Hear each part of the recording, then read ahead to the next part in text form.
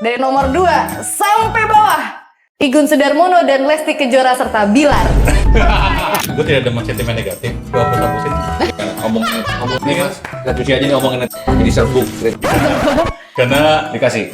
dikasih. Bener. Ngobrol santai bareng My Value. Halo Valuers, kembali lagi di Ngobrol Santai. Thank you. Hari ini kita udah ngobrol santuy, aku nggak sendirian, bareng sama Yova. Karena kita juga sama Oscar. Mantap. Dan juga bintang tamu kita nih, Mas Igun Sudarmono. Terima kasih. Mantap. Nah, kalau misalnya kita ketemu sama Mas Igun nih ya, Oscar ya. Bayangan gue tuh pasti udah langsung tentang industri musik gitu. Karena Fix. di mana-mana ketemu nyari Mas Igun gitu, pasti bahasannya tentang musik. Ada Ya. sih satu hal sih. Kan banget gue mulai dari sini. Boleh ya? Apa tuh? Boleh ya? Boleh. Jadi ceritanya gini teman-teman. Kemarin Apa gue itu? ngecek lah, searching dulu profiling kan Mas Igun Sudarmono. Cari di YouTube nih teman-teman. Lo tahu tampilan pertama, oke masih masuk ya tentang relevansinya tentang musik. Berikutnya dari nomor 2 sampai bawah, Igun Sudarmono dan Lesti Kejora serta Bilar. Pertanyaan saya, ada apa dengan Mas Igun Sudarmono dengan Lesti Kejora serta Bilar? Apa hubungannya? Ada apa sih Mas Igun? Nggak ada hubungannya sebenarnya sih. Itu sesuatu hal yang ngalir gitu aja. Yang tiba-tiba mungkin karena mereka banyak fanbase besar, mereka juga bikin semacam kayak react atau vlog atau apalah, mini vlog segala macam. Jadi segala sesuatu yang berhubungan dengan Lesti dan Bilar itu di-up gitu di sosial media YouTube terutama. Nah, kebetulan gue itu sering banget nge-post promoin lagu-lagu Lesti kalau ada yang baru gitu kan. Tapi sebenarnya latar belakangnya gini. Jadi Latar belakangnya? dulu tuh waktu awal, nanti kita akan bahas tentang Musik on Friday ya. Yes. Jadi dari betul. waktu awal gue terjun ke dunia media, bikin media pertama kali itu sulit banget gitu kan ya. Kok direspon orang susah ya gitu kan.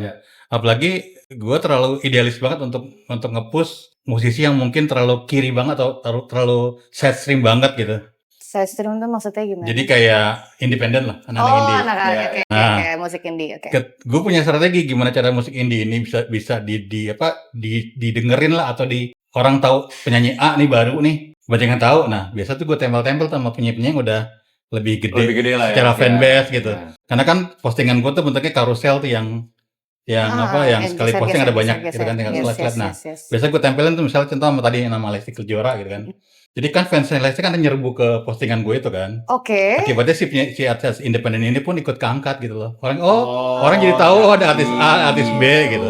Itu strateginya kayak gitu. Jadi itu sebenarnya adalah strategi Iya. konten. Iya, betul. Berarti Menggunakan nama Aku juga bisa mas, nanti kalau misalkan aku mau naik ditembak ke. Lesti Kejora. Iya.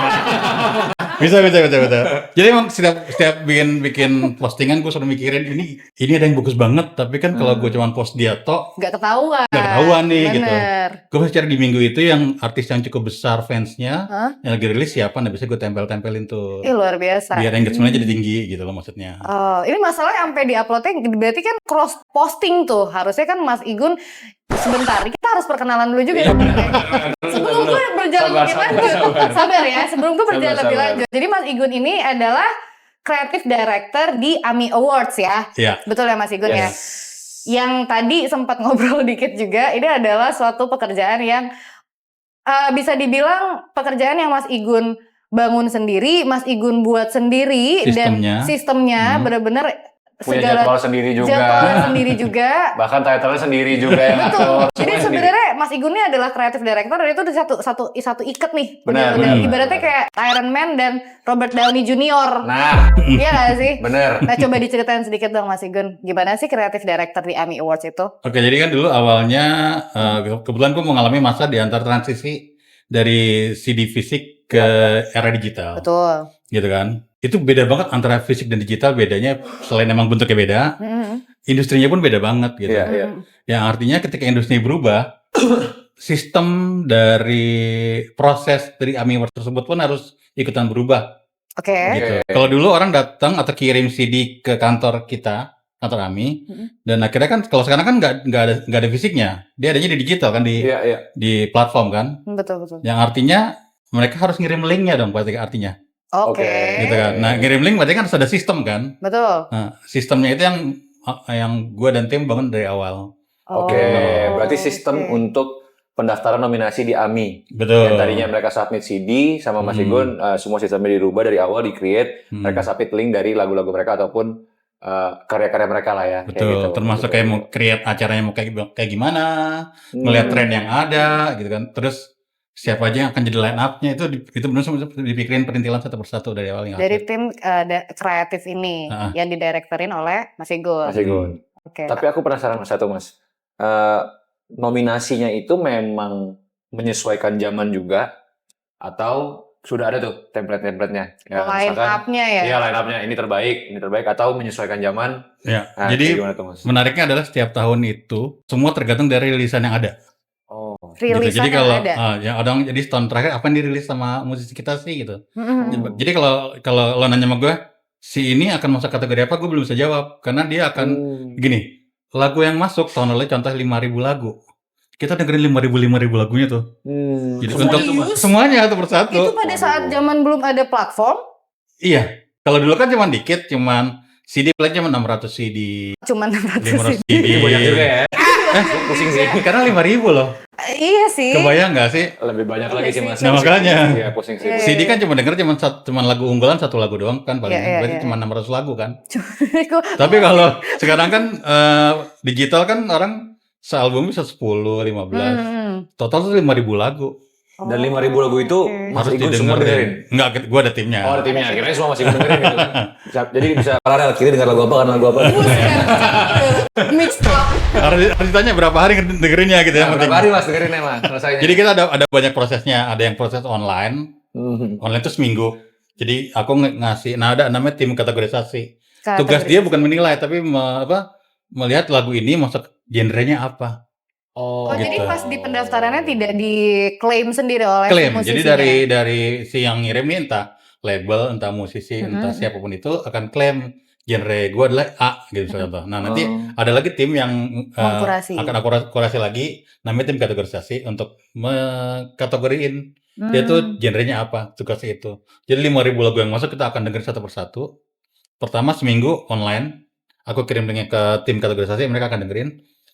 Setelah sisanya nggak korum, nggak korum, itu kita akan dengerin bareng-bareng lagi selama 3 atau 4 hari.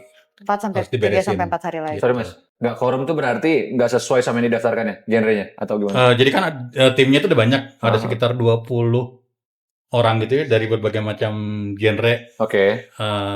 Ada yang dari anak jazz, ada anak dangdut, ada anak pop rock gitu ya. Nah, kan masing-masing kan punya pendapat masing-masing. Apalagi zaman sekarang kan musisi kita kalau bikin genre musik itu kan campur-campur kan. Bener. Kita harus jeli banget dengerin dia lebih dominannya kemana gitu.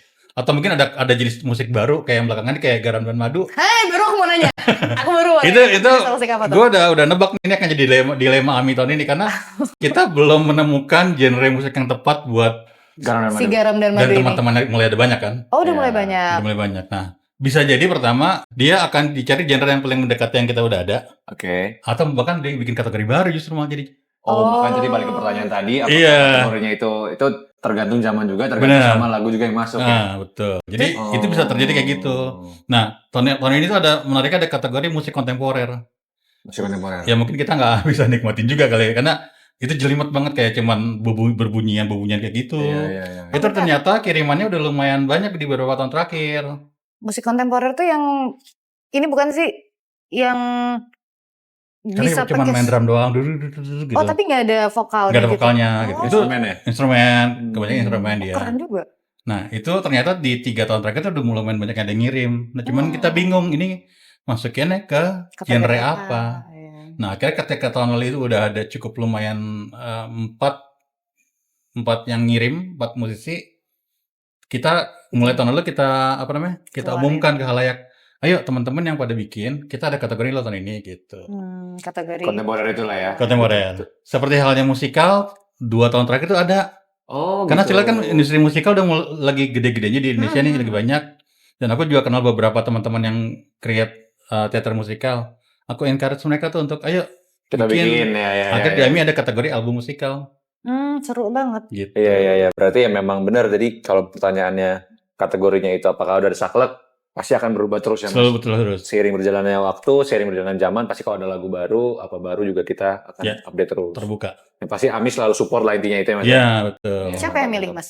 Hmm? Siapa yang milih dari siapa yang milih, nominasi itu? Dari nominasi itu Nah, Pak? dari tadi kita siapa yang milih? kategorisasi, kan udah keluar tuh beda genrenya masing-masing.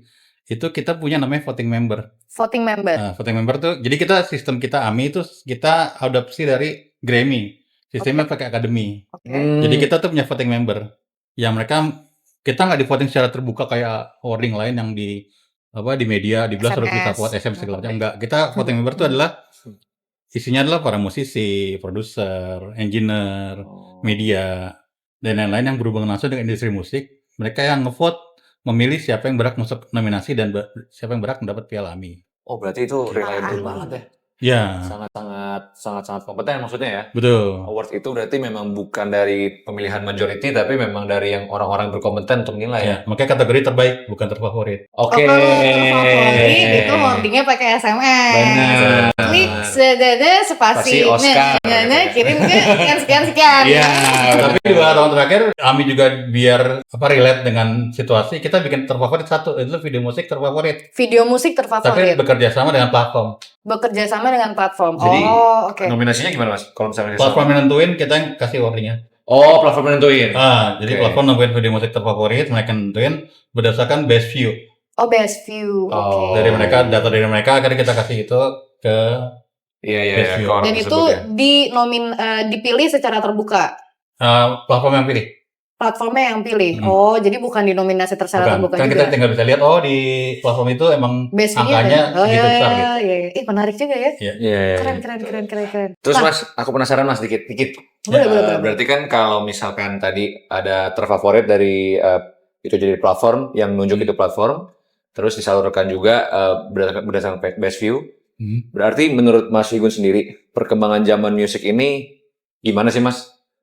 Kedepannya bakal kayak gimana? Bahkan sekarang kan sebetulnya udah mulai balik-balik lagi ya. Banyak orang mulai ngeluarin plat lagi. Banyak juga musisi-musisi yang tadinya udah digitalisasi semua, bahkan ngeluarin album yang berikutnya ini plat semua. Nah, menurut Mas Igun gimana tuh Mas? Sebenarnya kalau tanya gitu nggak bisa diprediksi sih. Gitu. Bahkan dalam waktu dekat itu nggak bisa diprediksi gitu loh. Jangan ngomong tahun depan deh. Kita nggak akan tahu tren apa yang akan terjadi ke depannya kan kayak gimana gitu. Tiba-tiba belakangan tiba-tiba balik lagi ke era 80, 90-an, 2000-an. Iya. Kan nggak tahu juga gitu. Benar. Karena aku justru suka terkaget-kaget aja dengan anak zaman sekarang gitu. Kayak sekarang kan lagi masuknya ke 90-an, 2000-an ya. Iya. Yang dimana itu udah melewati masa gue dengerin kan. Kaget kok tiba-tiba mereka dengerin lagu ini lagi gitu kan. Iya. Gitu. Dan maksudnya berarti mereka segitu penasarannya gitu. Segitu menerima informasi segitu lebarnya gitu. Yang aku pikir mereka tuh nggak semudah itu gitu kirain gitu. Waktu awal Hindia Nadine itu besar gitu. Perasaan waktu gue denger pertama kali itu gue banget tuh. Kayaknya susah. Saya materi itu susah banget aku terima sama anak jam. Ternyata mereka bisa nerimanya dengan mudah gitu. Iya. Lagunya di Fikara Fardi juga banyak yang kayak musik tahun 80-an gak sih? Iya kan? Iya memang kayak gitu Balik sih. lagi sih. Itu yang kayak gitu namanya. Kayak sekarang Wijaya, Delantis. Oh iya benar. Ya kan? R&B juga kemarin selalu R&B juga lagi bikin yang 2000-an, Kristo. Itu kayak balik lagi ke masa gue dulu gitu loh. Dan keren lah lagi maksudnya bisa nerima itu keren banget buat gue. Tapi memang ada modernnya dikit. Berasa sih ada modernnya dikit, tapi untuk di twist lah ya. Di twistnya cukup menarik sih. Tapi emang mungkin ya namanya tren ya, kan kita nggak ada yang tahu ya. Orang aku dapat ini nggak tahu ya kabar burung aja. Katanya anak-anak Gen Z zaman sekarang tuh udah mulai lebih pilih untuk membeli lagi nih, kayak vinil. Iya, banyak banget. Karena merasa daripada uangnya gue tidak jadi barang, mending gue beli vinilnya langsung dan ada rasa pride sendiri kan, bisa beli yang original juga, dan dikoleksi bener. Iya. Itu ada sesuatu yang positif buat gue. Gue kan juga kolektor kaset CD ya. Kenapa gue suka banget beli fisik gitu ya? Tapi sekarang udah gak pernah beli. karena dikasih. Bener. Itu paling mungkin. Iya, sekarang gue dikasih tiket konser. Iya, beda lah, Mas. Beda lah. Privilege beda. Iya beda punten kita. Ya namanya juga namjuk gitu kan. Kalau saya dikasih, aduh, buru-buru tiket, Mas. Jadi ketika gue mau koleksi itu adalah ketika terima CD atau kaset ya, gue tuh baca semuanya loh, kreditnya tuh semua gue baca. Jadi itu adalah buat kolektor tuh suatu hal yang apa ya, ada value-nya gitu, yang untuk ketika gue beli sebuah produk, gue pengen tahu siapa yang bikin covernya, siapa yang main gitarnya, siapa yang jadi drummernya gitu. Makanya gue sedih ketika mau masuk ke era digital, informasi itu hilang semua. Oh, justru dari situnya ya. Iya. Dari sisi itunya yang Mas Igun Karena lihat gue ya. ngobrol sama beberapa kolektor tuh begitu. Kenapa kita senang koleksi fisik adalah itu yang value itu yang mau kita dapetin gitu. Oh. Jadi begitu gue ngeliat kaset itu lagi, gue kayak punya memori gitu. Oke. Balik lagi ke memori di masa itu gitu. Kaset-kaset itu ada momennya ketika aku masih SD kayaknya ya. Masih Memang kecil kita itu. di dalam Gua situ ada SD lengkap juga ya. kayaknya deh. Dulu muter-muter. Iya kan? Kesel sih tapi dulu kalau Kesel, kaset tuh udah kesel. mulai rusak. Apalagi kan kalau Iya. sering dimainin kan. Iya. Iya. Bah itu udah. Mulai koleksi CD. CD, kalau CD gue masih mainan. CD CD ya. gue masih mainan. Tapi menarik ketika anak-anak zaman sekarang mulai mau koleksi lagi fisik, menurut gue adalah itu salah satu bentuk menghargai dari Karya. orang-orang yang kontribusi di album atau Oke. single atau rilisan itu gitu kalau gue bilang. Iya, iya. Tapi emang harganya mahal sekali sih. Benar. Emang harus mahal. Emang harus mahal sih. Perjuangan bisa setahun lebih kan itu ya mas pembuatan kayak makanya gitu. harus mahal. Iya. Salah satu bentuk menghargainya itu. Betul. Berarti ada dua sisi koin lah Mas ya. Maksudnya positif dan negatifnya ada juga ya. Ya, Tapi apapun itu pasti buat kebaikan industri musik di Indonesia intinya. betul. Ya. Tapi bentar, ini tuh kita ada durasi dikit, jadi kita break bentar. Abisnya aku mau nanyain Mas Igun dengan kontennya Mas Igun di Instagramnya Mas Igun sendiri. Boleh. Boleh ya? Oke. Kita break dulu sebentar, nanti kita akan lanjut lagi setelah yang satu ini.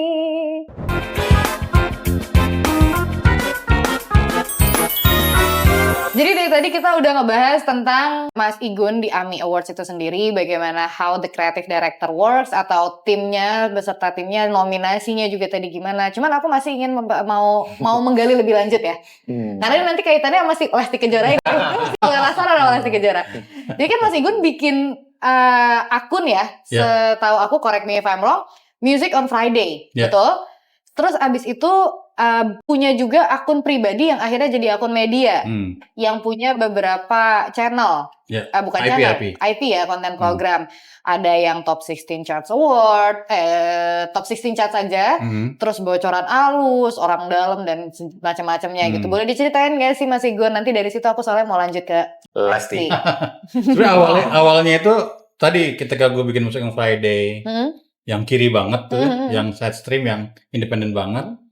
Ternyata banyak beberapa musisi yang ngerasa gak bisa masuk ke situ, gak kekurasi di situ. Akhirnya gue mikir ini banyak sekali yang minta dikurasi gitu kan. Akhirnya terbitlah gimana akun pribadi gue alihkan menjadi akun media. Oke. Itu pun sebenarnya waktu itu deg-degan juga, emang iya masuk akal dan boleh ya gitu ya maksudnya. Sempat nanya beberapa orang, kayak bilang ya udah nggak apa-apa lah gitu, daripada gue bikin dari nol. Kan ngebangun lagi hal yang baru kan, trafficnya kan, itu udah ada. Dulu masih di bawah 10.000 loh, masih sekitar 5.000 apa 7.000 gitu. Waktu pertama kali membangun. Pertama kali ada. Berarti jadi itu awalnya pas pandemi. Pandemi itu kan gue demen makan ya. Terlihat. Saya juga doyan Mas makan. Mas aman. Di era pandemi itu kan banyak musisi kita yang akhirnya jualan. Makanan terutama. Mereka pada ngirim ke gue. Terus enak-enak. Posting lah. Kan saya kalau gak gue bantu promoin kan, tapi kan gue gak mau promoinnya kayak orang biasa gitu, cuman kayak testimoni enak pas enggak, gue mau bikin kayak gitu. Gue mau bikin sesuatu hal yang beda dan orang akan melihat si informasinya gitu kan. Alhamdulillah di dunia ini ada yang namanya Oke. Akhirnya gue bikin postingan kayak misal orang ngirim cookies, gue bikin tentang cerita tentang perjalanan tiga buah cookies kayak gitu. Jadi bentuknya kayak cerita gitu. Dongeng cerpen ya. Nggak selalu gitu. Tapi gue selalu pikirin kalau mau feature sesuatu hal, gue harus pikirin kayak gimana biar orang mau cari tahu gitu loh. Oke. Jadi kayak gitu-gitu, orang kirim apa, gue bikin apa, orang kirim apa, gue bikin apa gitu. Setelah gue pikir kayak menarik nih, orang pada responnya bagus nih. Tapi kan gue lebih spesifik sukanya di musik ya. Kenapa nggak musiknya gue kembangin gitu? Yang udah ada kan gue memang bikin chart dari zaman dulu. Oke. Bukan baru pas itu gue udah bikin dari dulu. Gue kembangin dari awal dari chart dulu gitu loh. Dari chart dulu, chart lahirlah mulai namanya antisipasi, rekomendasi, bocoran halus segala macam. Itu dibikinlah satu persatu mulai. Dan konsep pertama menurut gue ya, sepengetahuan gue ya, bikin bentuknya kayak majalah, cover majalah. Itu dulu belum ada. Ada masa. Itu tahun berapa sih berarti? 2019. Pas pandemi lah. 2019 berarti. 2020. Jadi bikin kayak cover majalah. Tapi gue tuh selalu mencari idenya bukan justru dari musik, dari sport atau dari fashion. Jadi gue bikin kayak cover majalah fashion atau cover majalah sport. Iya. Tapi jadi chart gitu maksudnya atau gimana? Bukan jadi gini, ketika ada musisi bikin lagu baru, album baru, gue bikin tuh foto-foto dia. Oh iya, cover pas dirilisnya gitu maksudnya. Oh iya. Ternyata itu menarik orang banyak gitu loh. Ini dipikir ini majalah ya, ini apa? Nah, kan jadi ada pertanyaan, jadi engagement gitu. Akhirnya responnya bagus. Jadi orang makin banyak yang kirim email, WA, informasi ke gue, mau dong mas gue dibikin kayak gitu. Mas aku juga mau mas. Emang ada, coba dimainkan lagunya. Tapi boleh deh. Tapi berarti Mas Igun, tapi Music on Friday-nya walaupun akun pribadi Igen Sudarmono-nya udah jadi akun media juga, Music on Friday tetap berjalan. Tetap berjalan dengan pakemnya sendiri, dengan kesombongannya sendiri gitu ya. Kita bilangnya media sombong lah. Oke, baik, media sombong. Itu kita nggak mau dibayar gitu ya. Buat pendatang baru juga bisa tuh di Music on Friday. Kita bikin namanya jagoan baru tiap minggu. Oh itu ya jagoan baru tuh ya. Jadi ada dua, ada anak baru bosku sama yang jagoan baru. Oke. Biar semua tetap akomodir, tapi dengan kurasi yang benar-benar ketat banget kalau di sini. Kalau di Igun semua, insya Allah semua bisa masuk. Gitu. Berarti kalau mau masuk ke Igun dulu ya? Ya, karena gue emang mau dukung all genre kan. Oke. Jadi lagu anak-anak, lagu keroncong, lagu dangdut, lagu apapun gue bisa. Kalau misalnya di Instagramnya Igun Sudarmono sendiri, udah ada timnya berarti sekarang? Enggak juga, sendirian juga. Oh. Wih keren loh ini one man show nih. Nggak keren sebenarnya sih. Sebenarnya nggak keren sih sebenarnya. Aku juga keren mas. Capek. Aku lelah menjadi keren ya. Aku mau capek aja. Wah keren sih tapi keren. Gue lebih ke ngiri ke kalian, ngeliat kalian yang timnya banyak gini loh. Banyak. Bisa bikin kayak gini. Ya. Bisa bikin begini podcast dan segala macam. Kenapa nggak berniat untuk mencari tim mas? Pertama adalah gue orang yang susah bekerja sama dengan orang. Oh oke, baik. Ada idealisme. Ada idealismenya ya. Kedua gue orangnya suka, mungkin orang bilang perfeksionis kali ya. Kayak dulu gue pengen kayak gini ketika gue pernah kerja sama orang, kok gue kurang tapi gue takut nggak enak negornya gitu ya. Bentrok ya. Iya gitu. Iya. Makanya muncullah akhirnya ya udahlah gue kerjain semua sendiri walaupun konsekuensinya lelah. Ya, tapi ketika gue bikin IP itu akhirnya dipanggungin ada. Namanya antisipasi, gue panggungin namanya antisipasi manggung. Oh gigsnya ya? Gigsnya. Jadi ketika ada temen ngajakin, mas nih gue ada sebuah tempat, butuh crowd, mau bikin apa ya? Gue bilang, di situ gue punya konten antisipasi kan udah lumayan bagus ininya nih, engagementnya. Kenapa nggak ini gue panggungin aja? Emang niat gue kan pengen ngangkat anak-anak yang keren ini dalam bentuk konten. Kenapa nggak gue panggungin sekalian aja gitu loh? Spotlight sekalian semua. Iya. Mantap. Berarti fokusnya khusus anak-anak yang ini baru dong, musisi-musisi. Yang memang baru. Lebih ke keren aja sih. Wah, musisi keren. Yang menurut Mas Igun keren. Iya. Tapi emang beneran keren kalau menurut gue keren itu pasti keren. Wah, itu. Nggak mungkin bisa dipungkiri guys. Kalau menurut Mas Igun keren pasti keren. Jadi kalau nggak masuk ke konten gue berarti nggak. Ini buat para musisi-musisi yang sedang menonton ini, lo keren. Yang udah berhasil masuk ya. Lo keren. Ntar lagi. Amin. Keren. Tapi udah di-approve sama orang banyak kok. Kalau emang itu yang terpilih adalah emang percaya bagus sih. Banget gitu. Percaya sih Mas Igun. Kalau Mas Igun aja udah sampai dipercaya membangun tim sendiri di AMI Awards gitu kan. Iya, AMI Awards udah kredibilitasnya iya loh ya. Gila. Gak heran, sangat-sangat wajar dan boleh ketika Mas Igun menyombongkan diri sendiri. Itu nggak mau sombong. Maksudnya itu bukan itu based on resultnya aja gue ngeliatnya gitu. Emang nggak, gue lebih bangga sama merekanya. Iya. Gue lebih bangga ketika mereka bilang ke gue tiba-tiba, Mas Gun makasih ya gitu. Kita udah ada di sini misalnya. Itu buat gue kayak, itu keren banget loh. Bukan tentang gue nya, tapi tentang, gue pengen lo emang ada di situ gitu. Ini tuh sebenarnya kayak Mas Igun bisa memberikan impact sama musisi-musisi yang Mas Igun anggap keren dan tervalidasi juga dari pendengar-pendengar mereka, fansnya tiba-tiba banyak apa segala macam kayak gitu ya Mas Berarti. Itu yang sebenarnya gue nggak tentang dari gue nya gitu loh. Gue pengen tentang mereka ada di tempat yang tepat aja, gue lebih senengnya gitu sebenarnya. Iya. Gitu. Keren. Tapi Begitu sih. to be honest, masih agak penasaran ya Mas Igun ya. Lesti. Tadi kan Mas Igun sempat cerita, Mas Igun di Music on Friday ya, ada band, bukan band, musisi-musisi yang masih masih baru, mau Mas Igun perkenalkan, terus tapi nggak bisa sendirian nih, maka dipepetlah ke. Itu di akun Igun, bukan akun musik. Itu bukan di akun, berarti akun Igun sendiri ya? Oke, di akun Igun Sudarmono sendiri berarti ya. Di situ ada musisi-musisi baru yang mau diperkenalkan, dipepet lah dengan ditempel dengan kontennya Lesti Kejora. Yang surprisingly ternyata di YouTube jadi works banget kayak gitu kan. Nah, untuk Lestinya. Tapi kan nama Mas Igun juga naik dan jujur aku tidak menonton semuanya. Tapi kalau menurut Mas Igun sendiri ya, dari point of view Mas Igun sendiri, kira-kira dengan strategi menempelkan begitu, dengan menempelkan nama Lesti Kejora dan segala macamnya, works gak sih buat calon-calon musisi baru yang pada baru naik? Buat calon-calon seperti Oscar seperti ini. Jadi gini, gue tuh tidak pernah nggak ngeliat itu works atau nggak works ya. Gue cuma mikir tentang lakuin apa yang perlu lakuin aja gitu. Jadi kalau udah ngelakuin A, ya udah pikir lakuin B. Gitu. Jadi ketika ada orang email gue misalnya, gitu. Kadang gue baca, kadang enggak kan. Gitu. Gue senangnya adalah gue nggak mau ngerespon dulu di awal. Karena gue pengen kasih respon A, gue pengen kasih surprise aja gitu. Ternyata pas gue dengar lagunya bagus banget nih. Itu diposting tanpa konten. Gue akan posting tuh, diam-diam gitu. Oke, nanti ada perasaan bangga dari musisinya tiba-tiba. Iya, gue pengen mereka punya pengalaman-pengalaman itu loh yang kayak dihargain gitu loh.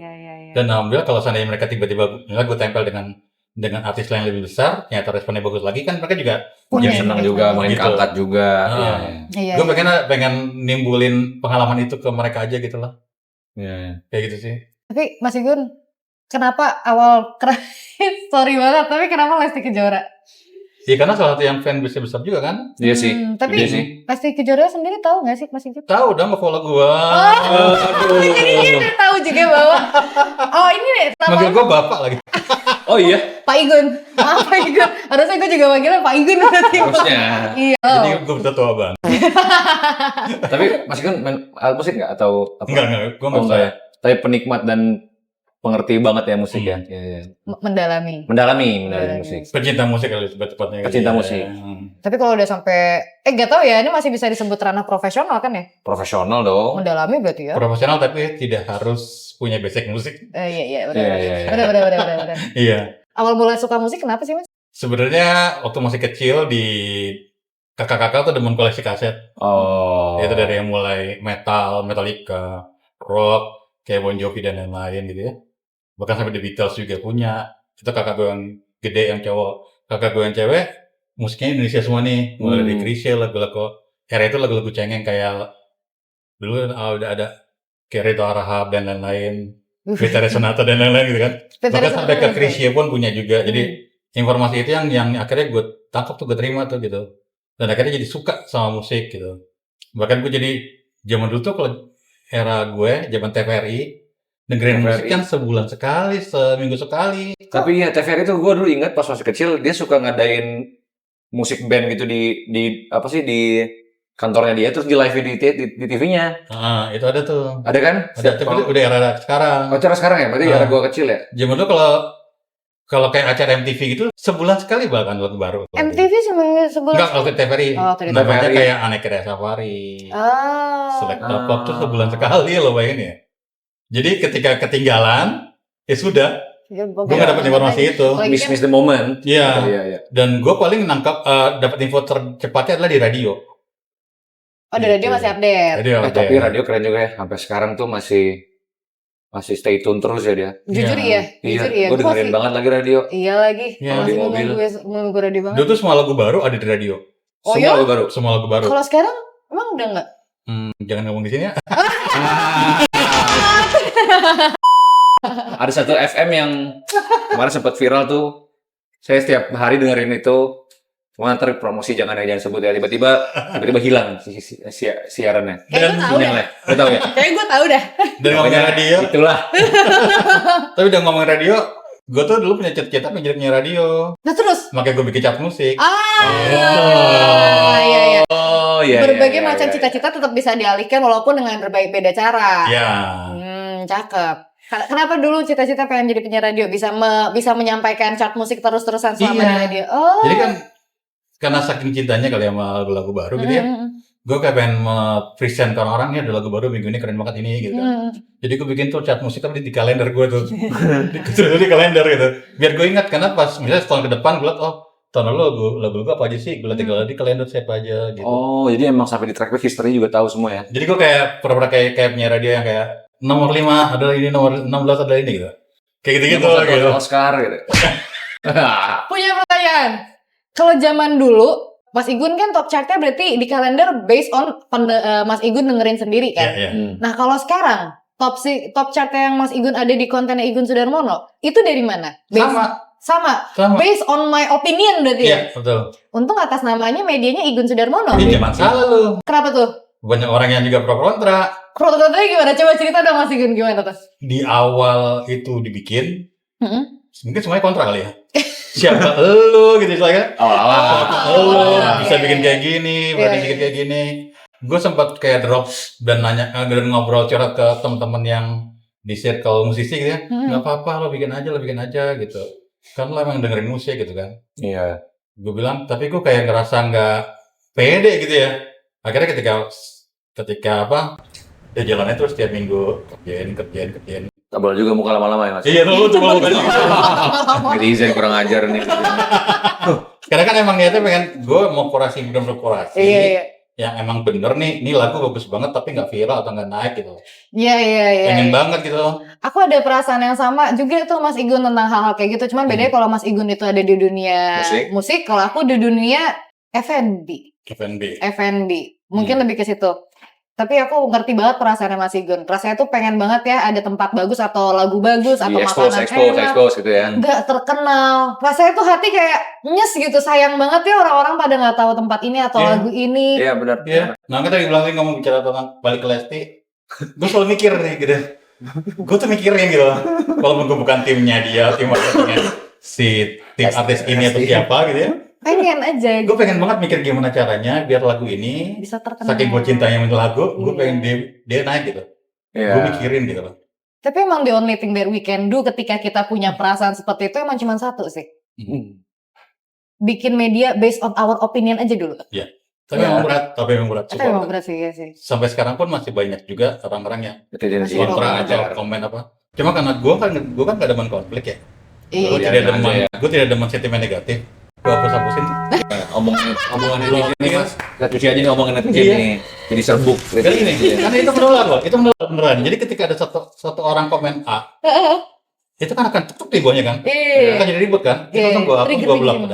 Oh udah gitu aja ya? Beres ya? Beres. Easy sih memang. Pokoknya selama itu akun gue akan melakukan apa yang perlu gue lakuin. Ya benar, kan bebas punya Mas Igun. Iya, ketika di akun yang lain gue pegang, gue nggak bisa Mas Igun kalau butuh pendukung, saya siap. Gitu. Berarti Mas Igun kan udah denger banyak banget lagu, udah denger banyak lagu baru, lagu lama, semua genre. Aku penasaran satu. Favoritnya Mas Igun tuh? Personal ya? Iya, personal. Genre apa? Musik seperti apa? Kalau boleh sebut nama juga, kayaknya boleh deh. Tapi terserah Mas Igun. Boleh nama aja. Terserah Mas Igun. Ini yang sulit ditanya sebenarnya kalau kayak gini. Silakan Mas. Ini kalau ditanya aku selalu bingung jawabnya apa gitu ya. Oke. Karena kan itu fluktuatif, dalam artian kadang lagi suka ini, besok swing ke sini, besok swing ke sini gitu ya. Intinya adalah pada saat ini adalah mereka-mereka yang punya warna sendiri, berani untuk ngebuat sesuatu itu jadi nyata. Oke. Dan pengennya mereka juga berhasil jadi gede gitu loh. Kayak contoh pertama kali ketika tahu Dere. Siapa? Dere. Belum pernah dengar aku. Harus denger itu. Nanti kita dengerin habis ini. Ini udah masuk ke album kedua dia. Jadi Dere ini adalah salah satu artis dari Tulus. Tulus punya satu perusahaan lagi namanya 321. Oke. Itu namanya Dere. Jadi begitu dia rilis, Dere ini dulu jebolan dari The Voice Kids. Oh. Jadi beberapa jebolan The Voice Kids nih, beberapa gue support banget nih, salah satunya Dere. Jadi dia tuh punya vokal tuh beda banget dari yang lain. Sorry, Dere ini cewek bukan sih? Cewek. Oh, yang pernah nyanyi sama Tulus itu ya? Bener. Pasti lo tau lagunya? Yang Halo manusia berisik, itu kan? iya itu. Iya kan? Hah? Oh, tahu, gua Beatles, tahu. Kar. Yang Tahu. hujan di mana kini? Oh, tahu. Oh, Dere tuh Lagunya itu. viral. Tahu. Iya, Oh, itu bagus tuh, gue juga suka tuh. Suka gue sama Dere. Ya. Berarti lo sebenarnya selama ini dengerin si Dere. Dengar, cuman gue nggak tahu namanya Dere. Iya. Iya. Jadi yang kayak gitu-gitu gue suka tuh yang udah spesifik. Terus punya materinya juga nggak banyak orang bikin juga Iya. gitu. Dan dia beda di antara yang lain gitu. Iya. Jadi ketika ketemu ngeliat Dere ya Dere gitu. Bener-bener ini Dere gitu. Dan dia berjuang untuk tetap jadi dirinya sendiri dan menurut gue dia udah tahap yang cukup lumayan berhasil gitu dan gue masih lihat dia akan lebih besar lagi ke depannya. Pasti sih. Gitu. Apalagi kalau disupport sama Sigun ya. Dia daftarin buat Ami ya? Daftar selalu. Daftarin selalu. Wih, gokil. Semoga. Kedua, satu lagi juga anak The Voice Kids juga juara 1 namanya Kristo Edgar. Kristo Edgar. Dia itu vokalnya tuh R&B, falsetonya bagus banget. Falsetto tuh yang nada tinggi banget ya? Gitu-gitu. Iya, nada tinggi banget. Ini juga masih yang belum banget ke Naik. permukaan, tapi dia punya potensi yang cukup besar menurut gue ke depannya. Kristo. Nanti lo harus lihat karena di video klip dia terbaru ada gue. Nah. Kalian promosi guys, jangan lupa rilis. Promosi gue bukan promosi klipnya. Karena ada gue di situ. Di screenshot Mas Igunnya di video tersebut. Yes. Ya, di sini gitu. Kristo siapa mas namanya? Kristo Edgar Kristo Edgar. dari Bandung. Oke. Nah kayak gitu gue suka yang benar spesifik dan unik gitu. Iya. Menurut gue. Ada satu lagi duo namanya Dreana. Itu cowok cewek sama istri. Dia itu R&B juga tapi yang lebih kontemporer. Itu juga lo perlu dengar, itu wajib banget. Jadi di Indonesia tuh punya musisi-musisi keren yang seperti kayak itu kerennya itu. Oke. Dan masih banyak lagi sebenarnya. Masih banyak banget ya mas, Masih banyak luas banget ya. Dan to be honest namanya yang dikasih Mas Igun tadi baru-baru banget ya. Baru-baru banget. Baru-baru banget. Asing didengar tapi mungkin. Tapi mungkin kita pernah Iya, dengar. kita pernah dengar mungkin, tapi kita nggak tahu. Ya. Apalagi TikTok kan Mukanya. tahu sendiri ya. TikTok tuh sekencang apa Ya. musik mainnya. Kalau statue mas? Platform itu ngebikin sebuah lagu, orang tahu lagu itu tapi nggak tahu siapa yang nyanyi. Betul. Tapi kita hold dulu. Abis itu kita akan ngebahas musik sekali ya. Kita break dulu Boleh, habis boleh. sampai ini.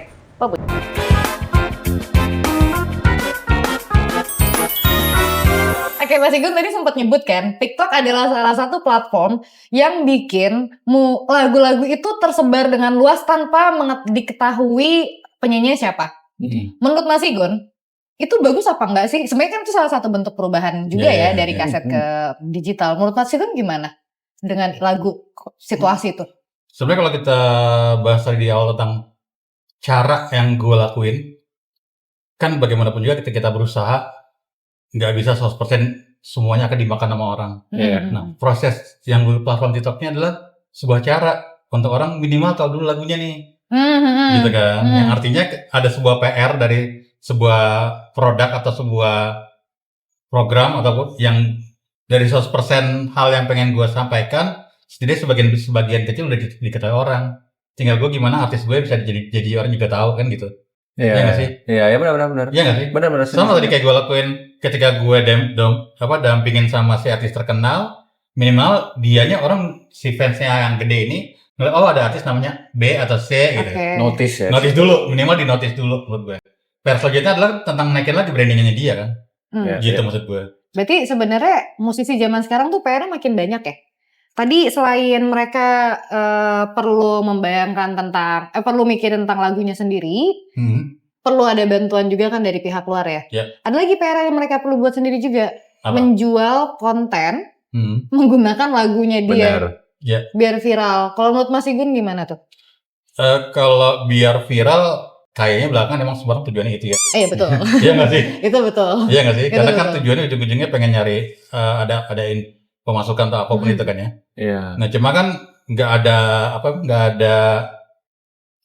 ada cara untuk jadi viral kan sebenarnya kan. Betul. Semua orang perlu yang tadi gue bilang perlu melakukan banyak hal gitu. Akhirnya jadi viral aja gitu tiba-tiba. Iya kan tiba-tiba jadi viral aja gitu.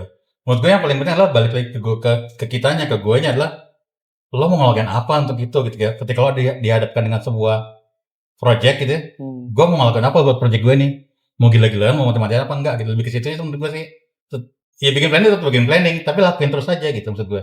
Karena nggak ujungnya kan juga kita nggak tahu akan jadi segede apa. Iya benar. Gitu. Terus soalnya kenapa gue bilang gitu? Banyak lagu yang viral sebelakangan kan justru lagu-lagu yang lama. Iya sih benar. Udah 8 tahun, kadang udah 10 tahun yang lalu baru naik sekarang. Betul. Jadi kita nggak pernah tahu gitu ujungnya kayak gimana gitu. Iya sih. Itu menurut gue adalah buah dari apa yang kita lakukan dulu sebenarnya.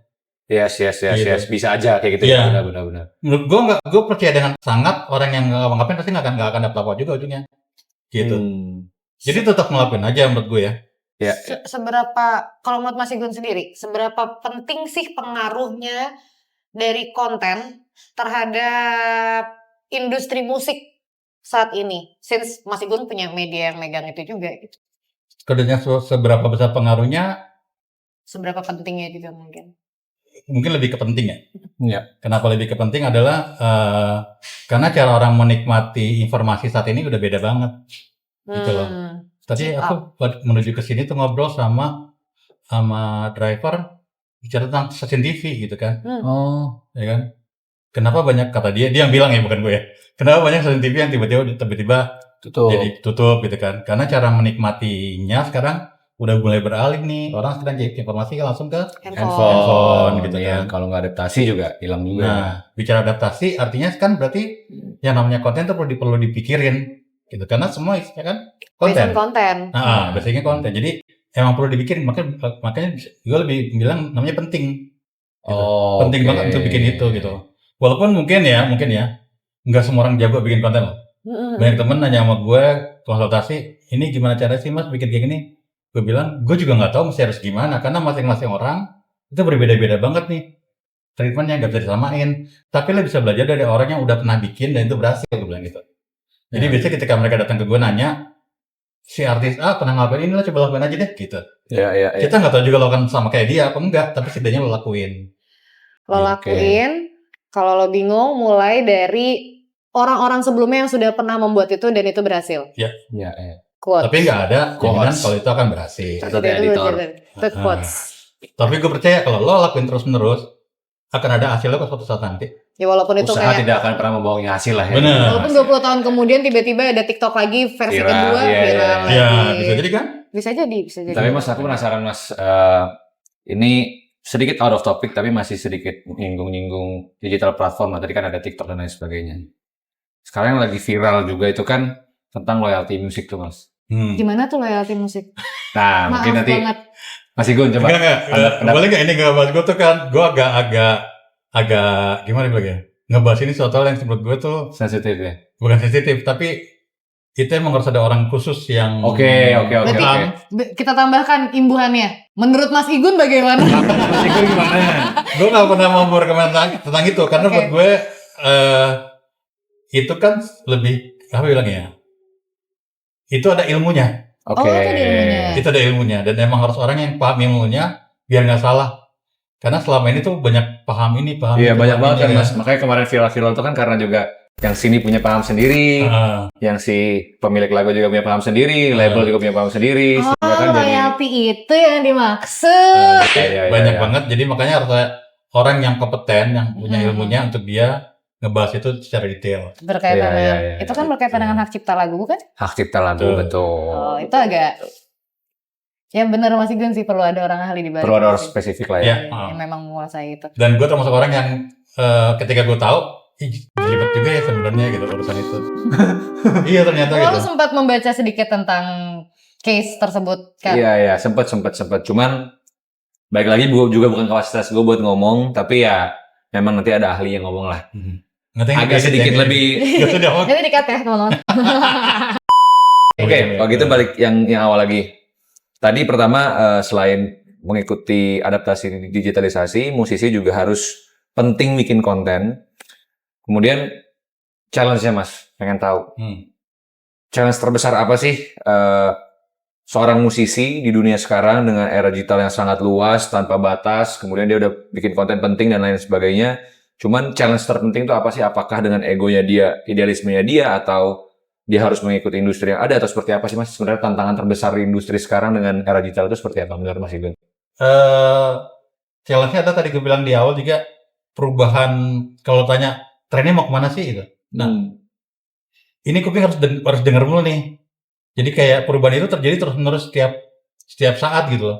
Jadi kayak belum tentu apa yang lo pikir sekarang itu efektif, itu akan efektif 5 hari atau 10 hari lagi atau sebulan lagi gitu. Oke. Jadi segala sesuatu emang perlu kayak di planningin sedemikian rupa dan lo jalanin aja sebenarnya. Yeah. Challenge-nya adalah lo konsisten dan Konsisten. Itu penting tuh. Iya.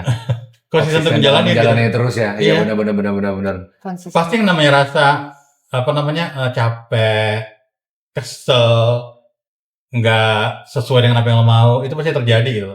Iya. Tapi beresin aja sampai beres, udah close, pikir lagi apa selanjutnya gitu. Belajar dari apa yang tadi salah atau nggak efektif, lo ngelakuin apa selanjutnya gitu. Diperbaiki terus. Karena itu terus bergerak soalnya, dia dinamis banget. Iya benar. Setuju. Orang tiba-tiba beberapa tahun lalu tiba-tiba koplo gede banget. Iya. Bahasa Jawa, tiba-tiba sekarang yang lagu-lagu bahasa Timur, ya nggak sih? Iya, Timur. Statue lah bilang. Statue. Dari Timur kan. Nah, jadi Manise. nggak selalu itu terus yang bergulir gitu. Terus berubah gitu. Terus berubah. Jadi itu harus dengar terus, harus ngeliat terus gitu. Ya adaptif dan terus-terusan perkembangan zaman tuh harus diikutin terus lah ya sebenarnya. Jadi nggak bisa berhenti. Gitu. Berarti buat keep up-nya juga harus luas juga mas sebenarnya mas ya. Benar. Harus dengar kiri kanan, nggak bisa kita secara spesifik tuh juga nggak bisa. Satu lagi yang paling penting adalah tentang punya hubungan lebih luas. Oh, koneksi. Jadi koneksi. Jadi lo juga punya informasi banyak nih. Gitu. Itu kadang-kadang orang-orang zaman sekarang tuh kan dasarnya musisi itu kan introvert ya. Oh iya sih. Ya nggak sih? Kenapa? Ya dia harus introvert kalau untuk bikin lagu bagus. Dia kan diem dengan dirinya sendiri gitu kan. Bikin karya jadi bagus banget gitu kan. Tapi dia juga punya koneksi yang cukup bagus gitu kalau keluar. Ya mungkin dari manajernya lah. Atau mungkin dari tim media lah gitu. Untuk dia dapat banyak informasi, dapat banyak pertemanan. Jadi timbul kolaborasi lah. Mereka bisa ada di podcast, bisa ada di bikin konten yang baru gitu. Itu kan jadi memperluas dia punya jaringan juga gitu. Dia pun dapat informasi jadi lebih banyak lagi gitu. Berarti kalau dari point of view musisinya, selain mereka juga membuat karya yang baik gitu ya, itu juga perlu main keluar. Ya. Main keluar dalam tanda kutip. Main yang jauh dalam tanda kutip. Biar camping terus gitu ya. Camping terus gitu kan. Biar lo bisa keluar, lo bisa proaktif berarti ya. Betul. Tetap harus proaktif. Walaupun lo punya lagu, kalau misalnya orang nggak tahu lo punya lagu, ya nggak akan ketahuan juga itu lagunya. Jadi teman-teman tuh banyak kontak gue ketika band baru, Mas gue bisa rilis lagu nih, mesti ngapain ya? Lo ada nggak kenalan buat main gigs gitu contoh? Di Jakarta kan banyak banget sih. Santai sore. Betul. Ada gue antisipasi gitu Betul. kan. Ada berbagai macam yang lain dan ketika lo main di banyak gigs kan, mulai banyak orang jadi kenal. Iya. Ini tadinya orang-orang yang dengar lagu lo jadi dengar lagu lo gitu kan. And trust the process juga sih ya. Ya. Semua prosesnya benar. Nah kalau itu lo nggak main jauh-jauh, nggak akan kenal itu sama gue. Lainnya nggak sih? Paling penting itu. Mas Igun. Kalian mau nanya minimal kan gue udah banyak, jadi kadang gue suka cuekin minimal DM atau di Instagram gue ada bio gue ada nomor telepon, WA sama email kan minimal email gitu kan. Iya bisa ya. Try dulu terus aja, coba dulu terus ya. Gitu. Gak ada yang tahu soalnya kan ke depannya gimana. Betul. Mas Igun, tadi udah ngebahas tentang challenge nih. Ini kayak cocok buat jadi closingan. Pesan atau saran yang bisa Mas Igun kasih buat orang-orang yang punya keinginan yang sama, yaitu memberikan impact kepada orang lain atau impact kepada hobi yang dia suka. Untuk bisa seperti Mas Igun juga. Ini maksudnya gimana ya? Kok kayaknya saya muter-muter ngomongnya, tapi ini kayak seperti yang kita bilang tadi, kita banyak tahu hal-hal yang unik, yang lucu-lucu, yang bagus-bagus, tapi nggak ke-discover. Orang-orang banyak juga yang seperti itu. Mas Igun punya saran dan untuk orang-orang seperti itu? Saran kesannya gue tau banget. Ini kan sesepuh di dunia musik. Bener, sesepuh. Jadi sarannya pasti akan mantap. Betul. Yang menarik adalah gini, jadi gue itu bekerja ternyata berdasarkan hobi gue. Ih seru banget. Iya nggak sih, nah itu orang tuh seru banget ya gitu kan. Nggak banyak orang punya kesempatan itu kan ya. Nggak banyak. Kalau punya hobi, yang gue dulu nggak pernah mikir akan ada di industri ini gitu loh. Gue cuma mikirin gue cuma koleksi, cuma dengerin gitu kan, cuma mencatat. Segitu gilanya nyari kaset, ternyata hal tersebut yang bikin gue ada di sini, bekerja di sini gitu kan. nggak pernah kepikiran bikin media segala macam gitu kan. Cuma pengen jadi penyiar radio doang dulu kan. Gitu. Ternyata pasti banyak orang di luar sana kayak mungkin kayak lo demen makan atau demen nongkrong di mana. Terus lo punya pasti seseorang itu punya namanya apa lagi ya? Keinginan atau sesuatu yang di dalamnya yang pengen menggebu-gebu yang pengen lo kontribusiin gitu kan. Benar. Nah, kalau lo percaya itu lo bisa kontribusi dan bikin perubahan buat orang lain, ya dimulai. Pertama tuh adalah kata kunci dimulai dulu sebenarnya. Gitu. Karena kalau nggak dimulai, lo nggak tahu betapa beratnya, lo nggak tahu bagaimana caranya, lo nggak tahu sebenarnya lo banyak banget peluang di depan sana untuk lo cari tahu itu lebih dalam sebenarnya. Gitu. Karena nggak dimulai itu nggak akan terjadi gitu. Iya benar sih. Itu boleh di crop nanti ya buat masukkan klip by Mas Igun gitu. Hashtag dimulai dulu. Jangan takut duluan ya. Dimulai dulu pokoknya Mas. Udah pasti takut kok. Pasti ya. Udah pasti takut. Pasti ya. Salah guys. Harusnya Mas Igun memberikan saran lagi tau yang kedua. Selain dimulai itu ada next step lagi. Tebel muka. Iya, tebel muka. Guys, kalau kalian itu tapi ketebalan mukanya nggak bisa diukur. Ya. Kalau tipis bocor juga. Entah sampai kapan gitu tebel itu. Sampai sekarang gue tebal-tebelin terus gak bisa. Ibaratnya kalau misalnya pohon tuh kan berlayer Iya. kan. Mas Igun kayaknya udah melewati itu semua. Ya udah tebal segini lah. Ya, Gimana Mas Igun? Segimana Mas Igun kira-kira tebalnya? Salahnya gue adalah gue orangnya nggak mau yang gampang. Gak mau yang berarti prinsipnya gini. Kalau ada jalan yang susah, kenapa harus cari yang mudah? Aduh, itu quotes juga guys. Jadi yang tadi ada 2 quotes ya guys. Yang pertama mulai aja dulu, yang kedua kalau ada jalan yang sulit, kenapa harus cari yang mudah? Nah, ini udah closing belum? belum ya. belum. Jadi begitu gue bikin antisipasi manggung, begitu teman gue datang, ini ada tempat mau dibikin crowd gitu kan. Terus Mas lo kan punya antisipasi, kenapa nggak itu dibikin aja gitu. Ya udah gue bikin. Oke, gue bilang sama dia. Kebetulan nih temen gue ini adalah gue nggak punya banyak temen yang bisa ajak kerjasama yang benar-benar bisa jalan bareng tuh jarang banget gitu kan. Nah temen gue ini adalah orang yang bisa banyak gue ajak kerjasama. Jadi ngomong segala macam hal itu pasti kita jalan-jalan bareng dan terjadi gitu. Gue bilang kita jangan bikin yang gampang Mas. Kita jangan bikin yang gampang. Kenapa? Yang gampang tuh udah banyak kan. Mau bikin acara musik yang seperti orang bikin udah banyak. Oke, jadi apa yang mau kita lakukan? Pertama, kita harus kurasi line up-nya yang kita suka. Yang gue mau suka pertama. Kedua, kita kan dipinjemin tempatnya sama venue. Kita mesti balikin dia duit loh. Gitu. Kita mesti kasih dia duit adalah mendatangkan penonton yang akan beli, yang akan jajan. Ketiga, kita harus lihat circle dari si artisnya. Apakah artis ini teman-temannya tukang jajan apa enggak? Jangan artis yang banyak fansnya tapi nggak jajan tuh jangan. Iya. Keempat adalah kita harus tahu semua line up ini harus punya apa? Hubungan yang ketika semua fansnya datang, mereka bisa bonding gitu. Jadi benar-benar gue bikin banget. Irisan-irisannya gitu ya? Iya, jadi gue bikin banget. Gue cari nih misalnya ini anak kuliahnya di A, di B, di C yang mahasiswanya pasti tukang jajan gitu. Ini anak Jaksel atau anak Jakarta mana gitu kan. Iya. Itu dicari semua tuh sampai detail. Akhirnya terjadilah si line up itu. Oh, iya. Memang sebenarnya selain mulai aja dulu, ya tadi kalau kata gampangnya sih cari yang susah ya. Tapi maksudnya kayaknya kalau ada yang susah kan bisa cari yang gampang. Iya, kalau ada susah cari yang gampang. Cuma yang sebenarnya lebih dikulik lagi aja gitu ya. Sebenarnya kalau lebih gue tangkap ya Kar ya, ini tuh penyakitnya orang perfeksionis. Iya, ini kan tadi masih kan profesionalis ya. Karena yang pengen gue jual adalah bukan line up-nya tapi IP-nya. Oke. Dan experience yang bisa dikasih. Jadi kalau gue bikin acara ini di Modern Berada, orang akan ngejar. Iya. Ada antisipasi manggung, gue mau nonton gitu. Di malam Antisipasi manggung lagi Mas? Belum ada lagi. Jadi cuma hadir 5 kali dalam setahun itu, dan itu eksklusif semua. Gitu, jadi nggak ada lagi, belum ada lagi. Udah banyak yang nanyain belum kapan antisipasi? Udah, pasti banyak. Mereka nanya antisipasi kapan lagi, mereka nanya antisipasinya loh. Gak peduli siapa yang nanya, mereka akan datang. Berarti tercapai tujuannya Mas ya, IP-nya, antisipasinya ditanya ya? Iya. Itu emang tujuannya itu. Keren. Mantap. Oke lah. Jadi obrolan kita kali ini cukup banyak. Ya? Cukup banyak, daging-daging semua. Lumayan insightful. Yes. Di balik konten dalam industri musik itu seperti apa. strateginya juga. Itu cukup menarik. Mas Igun, aku mau minta tolong Mas Igun. Apa ini? Buat ngomong ke YouTube. Ini abis ini kita bakal closingan ya. Tapi Mas Igun nanti minta tolong bantuannya buat ngomong.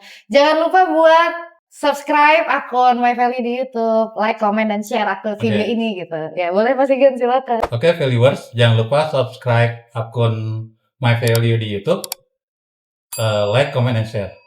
Segera. Mantap. Jangan lupa teman-teman juga Valuers yang punya pengalaman yang sama atau merasa relate atau merasa pengen bertanya lebih lanjut sama Mas Igun atau apapun yang ada di pikiran kalian, komenin aja di video ini biar kita bisa tahu juga apa sih yang para penonton ini pikirkan setelah menonton video kita. Ya. Gitu. Oscar ada omong-omong lagi nggak? Intinya ada 2 guys. Yang pertama, mulai aja dulu. Yang kedua, kalau ada yang sulit, kenapa harus yang gampang? Oke? Begitu saja dari kita. Sampai ketemu lagi di episode berikutnya.